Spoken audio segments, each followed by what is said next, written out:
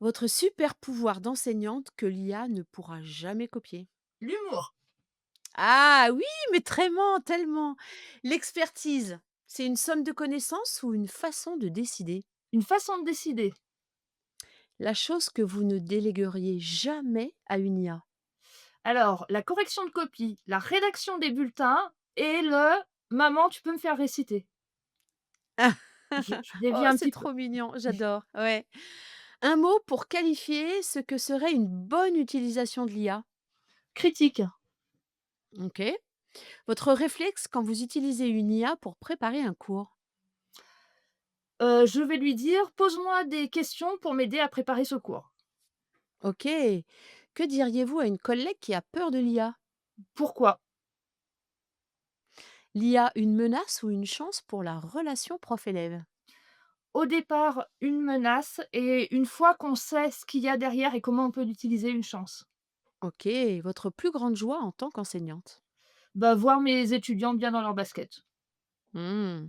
Le moment de la journée où vous vous sentez le plus utile grâce à l'IA? Quand, je crée des jeux pédagogiques que j'aurais jamais fait sans l'IA. Bon, on est en 2025 et en 2025, on parle IA à toutes les sauces. L'IA nous promet un gain de temps, un confort, une efficacité, mais à quel prix? Que risque-t-on d'y perdre? Dans cette ère de réponse immédiate, quel est le risque pour notre expertise de désapprendre à décider, de perdre l'habitude du discernement? Répondre à ces questions pourrait peut-être nous permettre de nous construire une boussole professionnelle. Et c'est à Anne-Lise Bouffu, docteur en psychologie, que je vais poser toutes ces questions. Elle accompagne les enseignants et les formateurs dans l'intégration des IA génératives dans leur classe. Bienvenue Anne-Lise. Eh ben, merci de m'accueillir sur votre chaîne. Alors, est-ce que vous avez en tête le moment de bascule dans votre utilisation de l'IA où vous vous êtes dit, là, il faut vraiment que je fasse gaffe? Alors, avant de revenir sur, les bancs de l'école en tant qu'enseignante, j'ai été enseignante, puis j'ai fait une pause, j'ai fait un autre métier et je suis redevenue, enseignante dans le supérieur. J'ai été rédactrice web et en fait, en 2023, j'étais rédactrice web, j'ai fait mes premiers essais de ChatGPT et en fait, tout de suite, j'ai su que, c'était la fin de ce métier-là. Et en fait, en parallèle, j'ai, des écoles qui, ont fait appel à moi. Ils se souvenaient de tout ce que j'avais fait, dans ma première partie de carrière et elles ont fait appel à moi, parce qu'elles avaient des étudiants en grande difficulté avec, l'écriture et elles se demandaient bien, bah, comment est-ce qu'on allait intégrer, l'IA ou pas là-dedans? Qu'est-ce qu'on allait faire? Donc ils m'ont dit: «Allez, vas-y, fais quelque chose». Et en fait, une fois que j'étais, en classe avec mes étudiants, donc moi j'ai des étudiants, de supérieur, principalement des étudiants de BTS. En fait, je me suis jamais dit qu'on n'allait pas utiliser l'IA. Comme moi, on me confie des étudiants qui sont en grande difficulté, il a toujours fallu, essayer de trouver des choses, des nouvelles approches, parce qu'il y a des trucs, ça marche avec certains, ça marche un temps et cetera. Donc en fait, moi j'ai toujours innové, inventé et donc l'IA, ben, on y est allé ensemble et puis, on a, découvert ensemble avec, mes étudiants ce qu'on pouvait faire et ce que ça allait aussi, ce que ça pouvait nous risquer de faire dans nos apprentissages. Mmh. OK, et c'est à partir de ce moment-là, vous vous êtes dit: «Il faut faire attention», enfin, il y a des points de vigilance à avoir? Ou c'est le fait de voir votre, ancien métier disparaître? Non, en fait, moi je pars toujours de mes étudiants. J'ai une formation, en psycho, d'orientation, très fortement piagétienne, donc moi j'apprends mon métier, grâce à mes étudiants et c'est eux qui me font, progresser et en fait, c'est l'exemple où je fais, quelques tests avec, mes BTS et puis j'en ai une qui me dit: «Oh là là Annelise, mais moi je veux jamais l'utiliser». Et en fait, c'est une étudiante, dyslexique qui avait passé tellement de temps, tellement d'efforts, en séance d'orthophonie à développer des choses. Elle m'a dit: «Mais non, hein, moi tout ce que j'ai fait, j'ai trop peur en fait si je l'utilise de perdre mes compétences, et de plus savoir écrire sans». OK. Et en fait, j'ai plein d'exemples comme ça d'étudiants, qui, ont comme ça des points de vigilance. Alors rassurez-vous, parce qu'on parle aussi, aux collègues, bon, c'est pas parce que, ils ont des points de vigilance que, ils vont pas y glisser aussi. Mais, Forcément. mais en Mais tout cas comme nous d'ailleurs, hein, bien sûr. Mmh, ouais, ouais, ouais et ça va être le sujet de notre entretien, c'est ouais, de voir comment on glisse pas trop. C'est-à-dire ouais. qu'on y met le doigt, mais pas tout le corps entier ou en tout cas, si on plonge, on y plonge avec conscience, réflexivité. Ma première question, c'est autour de la création, génération de contenu.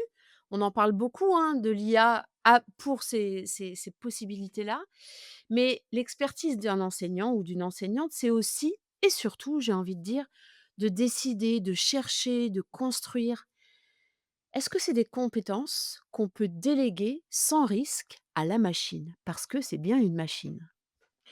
Donc la machine, elle se met, à nous parler, à nous écrire que si, on lui écrit. Il faut pas espérer, enfin, alors peut-être que ça arrivera parce que l'IA évolue, très, très vite, mais il faut pas espérer qu'un jour on lui dise, «Bon, bah, bonne nuit, ma machine», et puis que le lendemain matin, hop, sur notre ordinateur apparaisse toute notre journée avec des super séquences hyper intéressantes. Donc si la machine, elle produit que parce qu'on lui demande, si on lui demande rien de créer, elle va rien créer. Et en fait, c'est bien nous, notre fonctionnement, cognitif, nos compétences d'enseignant et aussi la connaissance qu'on a de nos élèves et de notre classe, qui fait qu'à la machine, on va lui demander des choses. On va lui demander de nous aider à.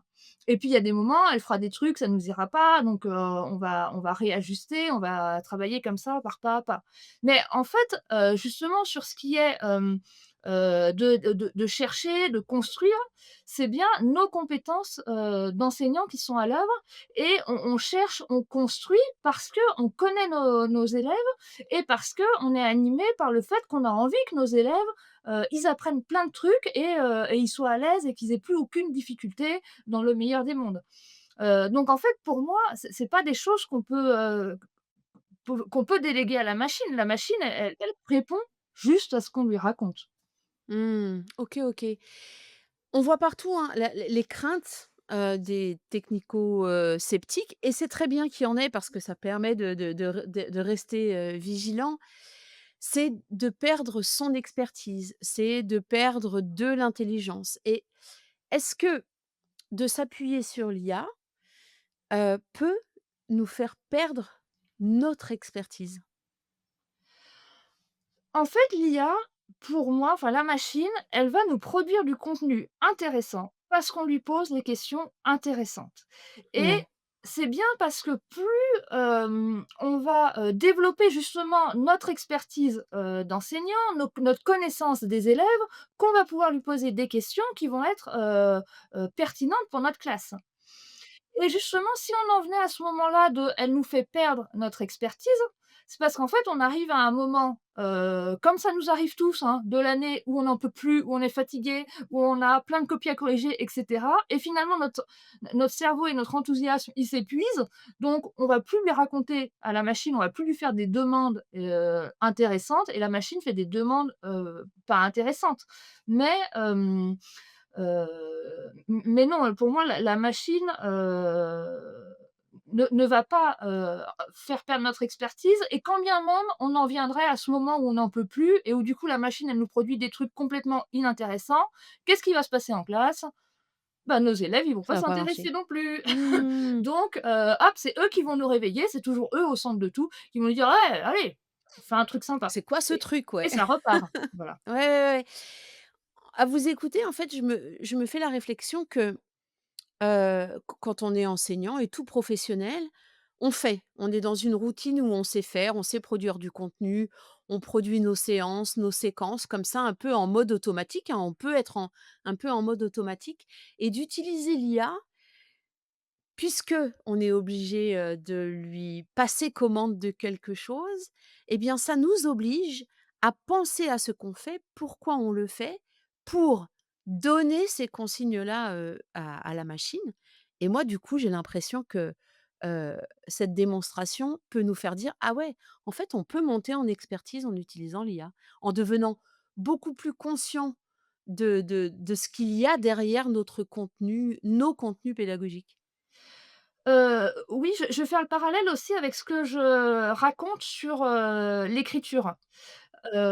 Pour faire écrire la machine, eh ben, il faut avoir développé des processus cognitifs de très haut niveau, très pointus, qu'on va utiliser de manière séquentielle. C'est ce qu'on voit apparaître le terme, littératie de l'intelligence artificielle. En fait, OK, pour avoir un bon texte, il va falloir développer ces compétences de haut niveau. Et donc là, c'est dans le cadre de la production écrite, mais dans le cadre de la conception pédagogique, de la création, pédagogique, c'est la même chose. Ça nous demande justement cette réflexion métacognitive. Et donc c'est pour ça qu'en fait, il y a plusieurs manières d'interagir avec la machine. Il y en a certains qui vont nous donner comme ça des formules de prompt où il faut dire beaucoup, beaucoup de choses à la machine. Moi, à chaque fois, j'oublie, et en fait, c'est pour ça que je fais la version un peu, je m'économise, où en fait, je raconte à la machine, mes premières idées et puis je vais lui dire: «Bah, pose-moi des questions pour m'aider à». Et en fait, il va m'aider à faire un brainstorming et finalement aussi à me poser des questions que, sans la machine ou seule, je me poserais pas. Je me poserais par contre avec des collègues, par exemple. Ça reste hyper OK. important. C'est aussi les collègues qui nous donnent envie, de nous renouveler. Mmh. Oui, oui, c'est-à-dire que c'est en fait, un tiers, enfin, c'est quelqu'un qui nous questionne: «Ah mais tiens, mais pourquoi tu fais ça comme ça? Bah, heu, qu'est-ce que tu as dans la tête pour avoir envie de faire ça?» Donc des questions qui nous obligent encore une fois et nous obligent, au sens noble du terme, à réfléchir, à ce qu'on a envie de faire et pourquoi on le fait. Je veux bien arrêter sur un terme que vous avez utilisé qui est compétences de haut niveau. On met quoi derrière ces compétences de haut niveau?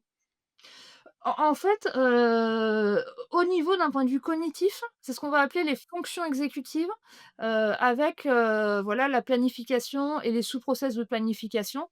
Hem, c'est vraiment, des choses qu'on va développer au fur et à mesure, du temps.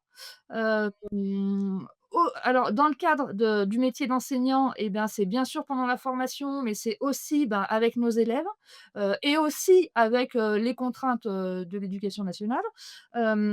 Et en fait, c'est ça, va être des compétences, des fonctions cognitives complexes, des processus de pensée complexes qui demandent beaucoup d'énergie aussi, cognitive, et dont on n'a pas toujours conscience qu'on les mobilise aussi.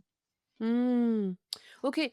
On voit dans ces 2 premières questions que, déléguer certaines tâches, celle de décider, celle de concevoir, peut nous aider, à développer, des compétences de haut niveau. En tout cas, nous oblige dans les questions qu'on pose à la machine, dans les retours qu'elle nous fait et je dirais dans les ajustements pour arriver à ce qu'on veut. On délègue. OK, on part de ce principe-là, mais j'ai j'ai envie de pousser le raisonnement et l'entretien un peu plus loin. Il faut qu'on se donne une boussole. C'est, sur quels critères ou quelles questions on doit se poser avant de déléguer une tâche à l'IA? Heu, alors il y a un aspect, que j'ai pas abordé, mais, on a dit que c'est une machine. Donc une machine, du coup, elle va fonctionner avec des ressources, énergétiques. Elle va fonctionner aussi, elle a été entraînée sur, des corpus de texte et ces corpus de texte ont ce qu'on appelle des biais.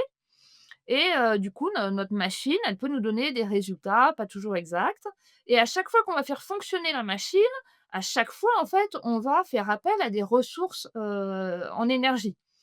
Le chiffre que j'ai en tête, qui est contesté, mais quand même ça nous donne une boussole, pour reprendre le terme, c'est, que quand on fait une recherche sur Google, par rapport à une recherche sur une IA, c'est pas une bonne idée une recherche sur une IA, mais parfois on le fait. Une recherche sur une IA, ça consomme 10 fois plus d'énergie qu'une recherche sur Google. Donc c'est un peu en train d'évoluer pour tout un tas de raisons, mais toujours est-il que c'est très consommateur. Quand on utilise Google, bah, on fait, 3-4 requêtes. Quand on utilise une IA générative type ChatGPT, en fait, on va interagir beaucoup, beaucoup, beaucoup et ça va être très consommateur d'énergie. Donc c'est déjà un peu ça l'idée de se dire, «Est-ce que vraiment j'en ai besoin?» C'est un peu, pour aller chercher mon pain, à 500 mètres, est-ce que vraiment j'ai besoin de prendre la voiture? Ou j'en ai envie? Ou je suis fatiguée? Après l'idée c'est aussi de se dire: Bah, ouais, parfois on n'en a pas besoin, mais parfois on en a plein la tête, on est fatigué, on a besoin d'un coup de pouce et ben, c'est pas grave. Mais c'est juste de se dire que, voilà, avoir ce point de vigilance-là où de temps en temps, bah, peut-être que, allez, on peut se mettre un petit coup, on y va. Donc c'est un peu ça. Est-ce que j'en ai besoin? Et puis est-ce que, la machine, elle va vraiment me permettre de, faire quelque chose qui n'existe pas déjà? Parce que je les vois, les enseignants, parfois ils ont tendance à faire des choses qui existent déjà en se disant: «Bah non, je vais quand même pas aller prendre le travail d'un collègue». J'ai eu le cas en fait dans une formation d'enseignants où je leur ai montré quelque chose que j'ai créé avec l'IA et je leur ai dit: «Mais reprenez-le tel quel». Ils m'ont dit: «Oh bah non, quand même pas». Alors que je leur ai dit: «Eh, économisons-nous quand même parce que, on a quand même beaucoup d'énergie, à mettre dans nos classes». Donc voilà, l'idée c'est quand même aussi de réfléchir: est-ce que l'IA va me permettre vraiment d'aller plus loin, de concevoir des choses que je pourrais pas faire seule, qui existent pas déjà. Et puis ça serait voilà, un peu ça les points et moi mon gros point de vigilance, c'est, ce que je fais avec l'IA, est-ce que, ça me permet d'être avec mes élèves ou est-ce que ça peut m'éloigner de la relation pédagogique? Donc ça, c'est aussi mon gros point. OK. Ce que j'entends, c'est que, surtout sur ce dernier point, ce que je crée avec, l'IA, le bénéfice, c'est de me dégager du temps ou de l'énergie ou de la fatigue, m'épargner de la fatigue pour être au mieux dans la relation avec mes élèves. Oui, et en fait, on est avec des élèves, en tout cas moi je suis avec des étudiants et mes tout premiers étudiants, c'était il y a plus de 20 ans, donc je les ai vus évoluer et en tout cas, moi les étudiants, je vois qu'ils sont demandeurs de ça. Ils sont demandeurs qu'on leur prête de l'attention, qu'on s'assoie à côté d'eux, qu'on leur crée des choses pour eux. Justement cette semaine, j'ai créé un grand jeu, voilà, d'énigmes et cetera, et les étudiants, ils ont été reconnaissants que je crée ça pour eux, alors qu'en fait, c'est mon travail. Mais ils se sont dit: «Ah ouais, elle a créé pour nous un truc hyper innovant» et cetera. Donc voilà, pour moi, c'est la demande des apprenants, leurs besoins des apprenants qu'on soit avec eux et effectivement, si on peut, hem, utiliser la machine, bah, soit pour créer des activités qui, les engagent beaucoup plus, qui correspondent à leurs besoins, qui les aident individuellement ou alors, justement aller plus vite sur certaines activités pour peut-être prendre le temps de faire une correction très minutieuse parce que, on en a un qui va avoir besoin d'un sacré coup de pouce et ben, ça peut être, génial. C'est pour ça qu'au début, je disais: «Ben oui, ça peut éventuellement menacer, la relation pédagogique» parce que, on peut imaginer que les élèves vont se dire: «Bah, maintenant avec l'IA, j'ai plus besoin d'un prof, l'IA va tout me dire» et en fait, ce que je m'aperçois dans mes usages et des usages des autres collègues, c'est que ça peut au contraire, justement venir nous rapprocher parce qu'on va créer les choses beaucoup plus sur mesure et avoir du temps pour eux, du temps Mmh. relationnel et présentiel. OK. J'entends 3 choses, 3 caps dans cette boussole pour commencer, pour savoir si on délègue ou pas quelque chose à la machine.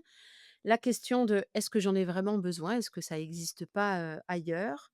Heu la question de enfin, pour respecter, je dirais, les ressources, énergétiques. Est-ce que ce que je vais faire me libère du temps pour améliorer, la relation? Mais du coup, vous, dans votre expérience, comment vous avez aiguisé cette vigilance et ce questionnement? Alors sur, l'impact, environnemental, en fait, comme, mon axe aussi, c'est vraiment de travailler autour de l'éthique de l'IA. Donc ça veut dire que toute la journée, quand je suis pas avec mes élèves, quand je prépare pas des choses pour mes élèves, je suis en train de chercher c'est quoi ce qui se passe au niveau de l'IA. Et donc je vois passer effectivement les chiffres de, l'impact énergétique de l'IA. Pareil pour redonner, un chiffre, donc là c'est de mémoire, c'est un chiffre de l'ADEME. En, 2030, si on continue à utiliser l'IA de cette manière-là, eh bien, il faudra qu'en France, on ait, 5 à 7 réacteurs nucléaires consacrés, aux serveurs. Voilà, donc voilà, quand on a ça, moi j'habite à Lyon, donc le réchauffement climatique et cetera, on le vit tous les jours, on le vit, on l'a bien vécu. Donc voilà, c'est des prises de conscience en fait, que j'ai parce qu'en fait, je suis en formation, permanente. Après, est-ce que, le deuxième point, c'est est-ce que l'IA me permet de faire des choses que je pourrais pas faire, tout seul? Là, la prise de conscience, c'est en fait quand, j'ouvre, mes fichiers, sur Windows, que je vois déjà la quantité de choses que j'ai déjà pu créer et que je continue à en créer, à un moment, faut pas que je me plaigne que je suis fatiguée. Voilà, faut quand même être raisonnable. Et en plus, comme je sais pas les ranger, ça me demande beaucoup de temps de retrouver mes fichiers. Je pense que je suis pas la seule. Et puis l'attention portée, aux apprenants, bah, en fait, c'est eux quoi qui me le disent, bah, voilà, ils m'ont écrit une lettre, je vais pas la sortir, mais c'est super en fait, d'innover. Ils sont aussi c'est sûr, j'ai des grands, hein, ils sont aussi, partie prenante parce que je leur dis: «Bah, attention, j'ai fait un truc, on va tester, on va voir si ça marche ou pas» et ils me font des retours de manière, spontanée et en fait, ils co-construisent, avec moi. Donc voilà, à nouveau, bah, pour reprendre la phrase de Gattegno, «Ces élèves, nos maîtres», quoi. C'est grâce à eux qu'en fait, j'ajuste et je vois ce qui moi me semble D'accord. pertinent aujourd'hui. OK. Concrètement, on délègue quoi? Et surtout, qu'est-ce qu'on ne délègue pas? Voilà, ça m'intéresse de se dire, vous l'avez dit en introduction, hein, dans les premières questions, mais je veux bien qu'on reprenne ici ce qu'on peut déléguer, ce qui est vraiment une valeur ajoutée à notre métier et qui nous fait monter en expertise et en relation, à nos apprenants pour qu'ils apprennent mieux et qu'ils soient en réussite et surtout, qu'est-ce qu'on ne délègue pas pour garder la mainmise, le regard sur certaines tâches professionnelles. Alors, ce qu'on peut déléguer alors après, c'est vraiment à chacun de voir dans son éthique professionnelle le cap qu'il veut aller, hein, en tout cas, moi, ce que je pense, où on peut mobiliser la machine puisque déléguer, moi, j'aime bien l'idée de mobiliser la machine, c'est justement on part, d'un exercice et on va le décliner pour, répondre à l'hétérogénéité de notre classe. Ce que je fais beaucoup aussi, ça va être créer des jeux où je vais demander à la machine de m'aider à faire des scénarios immersifs, des scénarios qui correspondent, au centre d'intérêt, des jeunes, puis qui en même temps mettent de la fantaisie et cetera. Donc c'est un peu ça qu'on peut, déléguer, à la machine. Et puis il y a des moments, on rêve de déléguer des choses et ah, c'est pas toujours une très bonne idée. Bon, je pense que tout le monde, pour les vacances de Noël, on passe à peu près tous des vacances de Noël, similaires avec beaucoup de corrections. Beaucoup de corrections, ah oui et donc on rêve tous de, mettre la copie dans la machine, évidemment. Et alors pour les bulletins scolaires, c'est la même chose, on rêve tous de mettre les bulletins scolaires dans la machine. On n'en peut plus, on est fatigué, débarrassons-nous de ça. Hem, je crois que c'est pas une très bonne idée, même c'est pénible, on est d'accord. Je crois que c'est pas une très bonne idée parce que finalement ces 2 temps, la correction et le bulletin, pour moi, c'est vraiment des temps de rencontre intime avec nos apprenants. La correction, pour moi, c'est vraiment le temps où je peux voir, bah, voilà, où il en est, de quoi il a besoin pour aller plus loin, qu'est-ce qui lui pose problème ou alors: «Waouh, quel progrès il a fait!» c'est aussi hyper important. Donc de voir finalement aussi le fruit de notre travail, et d'avoir ces récompenses-là.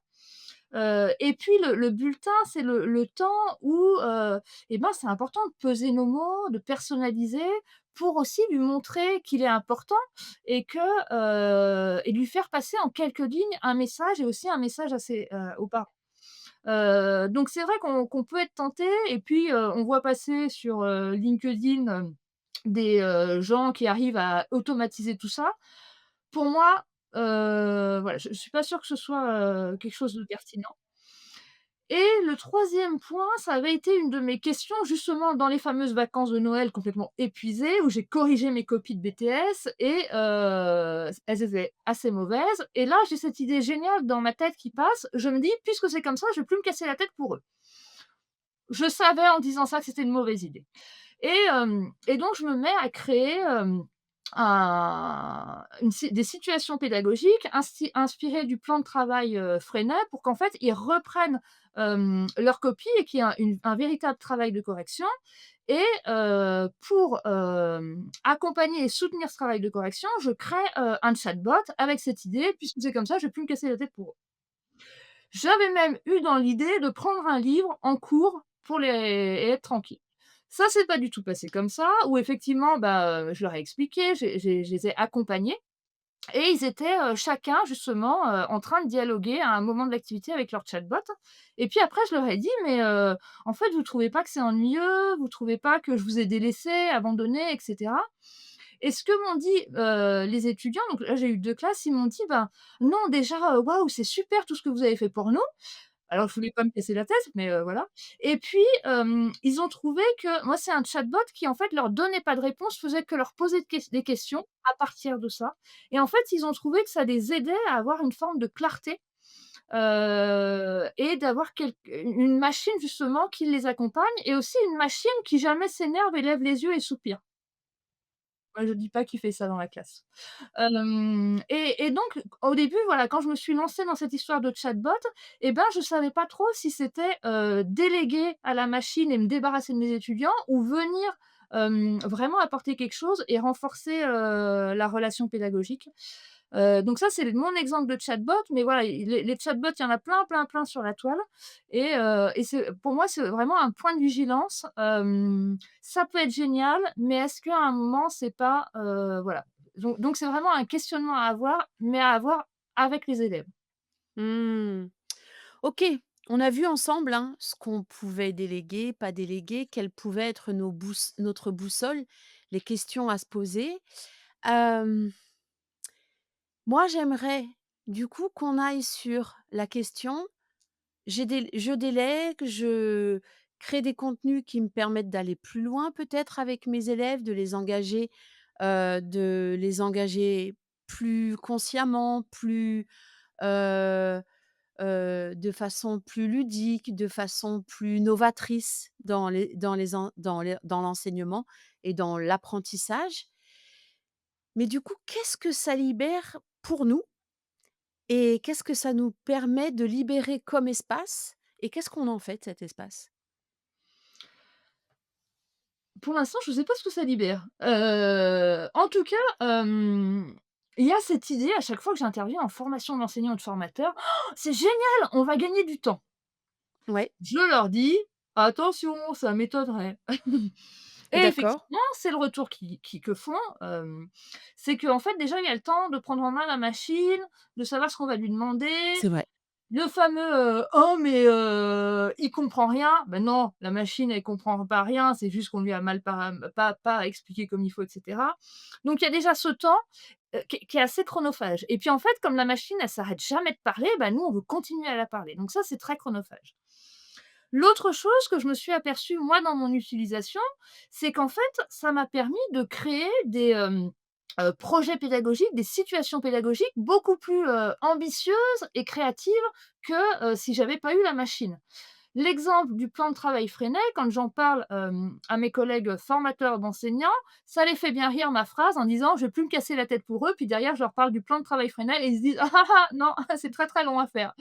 Donc oui, c'est très, très long, à faire, mais sans la machine, je l'aurais jamais fait et moi, Ouais, ce c'est que ça. c'est Mmh. venu, remettre, alors j'en avais peut-être pas besoin, mais en fait ça le décuple encore plus, c'est justement la joie de créer des choses, la joie d'innover, hem, le plaisir d'essayer, heu et je pense donc là on parle beaucoup de la machine, du digital, mais en fait moi ça me fait créer aussi beaucoup de supports. J'ai acheté une plastifieuse, hein, c'était le rêve d'une vie, OK. de Mmh. supports, de jeux comme ça où en fait on va manipuler pour de vrai. Et donc voilà, c'est ça moi que ça a mis, c'est vraiment la joie,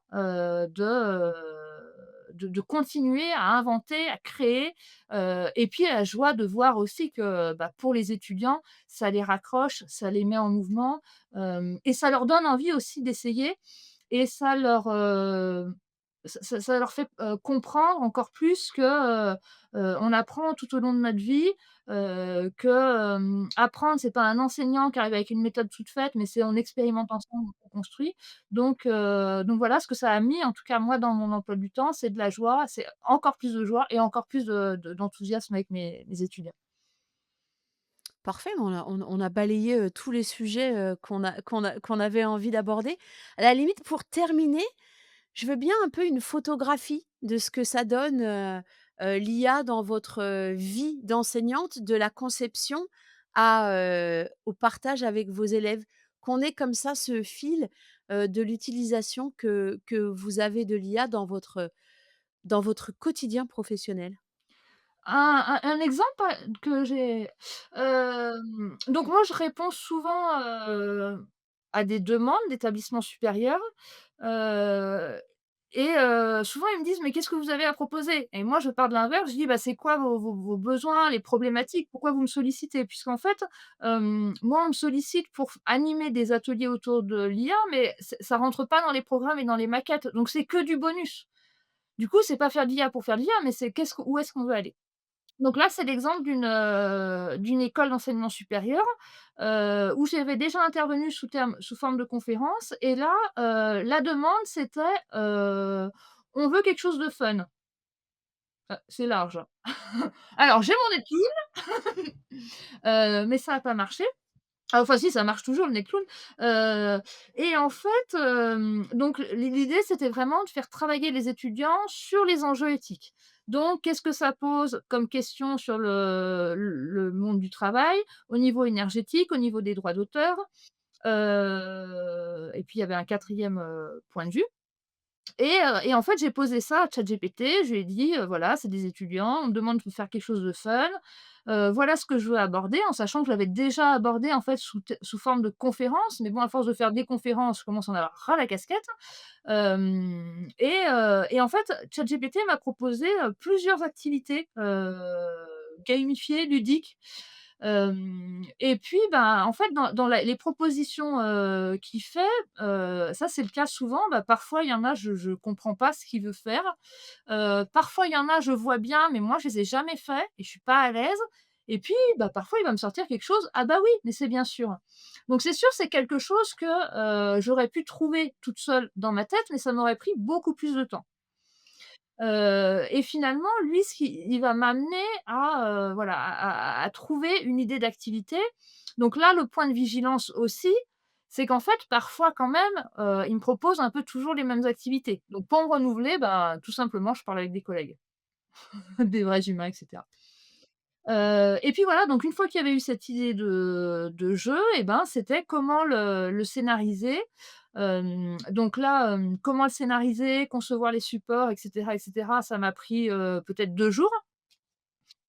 Et ensuite, bah, je l'ai mis en forme, avec Canva, donc là, c'est un tout petit peu long. J'ai j'ai pas d'outil d'intelligence artificielle qui me satisfasse pour faire les mises en forme que j'ai dans ma tête. Voilà et c'est comme ça qu'en fait, j'ai créé ce jeu-là donc c'était des planètes et puis, on est parti en l'an 2063 où, l'IA était partout, ça s'est emballé et donc ça m'a amené à construire tout un tas de choses, mais notamment sur chaque planète, il y avait un dilemme éthique à résoudre et pour résoudre ce dilemme éthique-là, les étudiants devaient prendre, d'abord connaissance d'une documentation que je mettais à leur, disposition. Donc bien sûr, la documentation, bah, je l'ai cherchée avec Google, sur des vidéos, des articles et cetera, sourcés et cetera. Et puis voilà, puis la mise en forme et après, bah, le jeu, et où finalement ça a permis de faire passer, tous les concepts, autour de l'éthique que je fais passer, en conférence, mais là vraiment, bah, dans le socio-constructivisme, dans, voilà, ils Quelque chose construisent d'actif. exactement. Mmh mh. Et avec le recul, une formation de ce type, vous ne vous étiez jamais lancé parce que ça demandait trop de temps, parce que vous n'en aviez pas l'idée? Parce que ça me demandait trop de temps, donc en fait, j'aurais pu, le faire, mais pas un jeu aussi abouti et pas un jeu, aussi complexe. Ça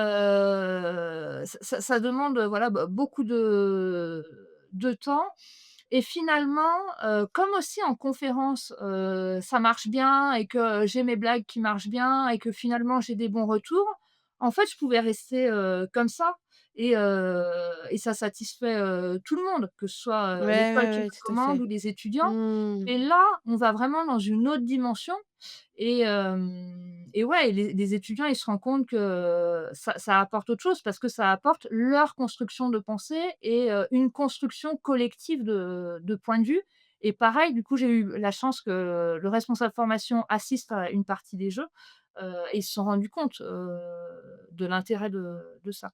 Mais sans l'IA, en fait, là, ça m'a demandé, 2 jours et demi, 3 jours à créer le jeu. Ouais, Sans l'IA, je préfère pas compter. Enfin, OK. j'aurais pas pu me lancer dedans Ouais, de c'est ça, ouais, ouais, ouais. C je trouve intéressant, c'est ça illustre finalement tout le propos. Il y a quelque chose autour de sortir de sa zone de confort, mais oui. de façon sécure. En tout cas, l'investissement, paraît, abordable, et inspirant parce que c'est pas seulement sortir de sa zone de confort avec une idée, mais il y a quand même quelque chose de très abouti avec, la je dirais la conversation qu'on peut avoir avec, une intelligence artificielle génératrice. Heu et tout ça, finalement, au service de l'engagement de nos élèves et donc de la réussite de nos élèves. Oui, mais à nouveau, pour reprendre une question qu'on avait évoquée au début, est-ce que ça va nous faire perdre en expertise ou pas?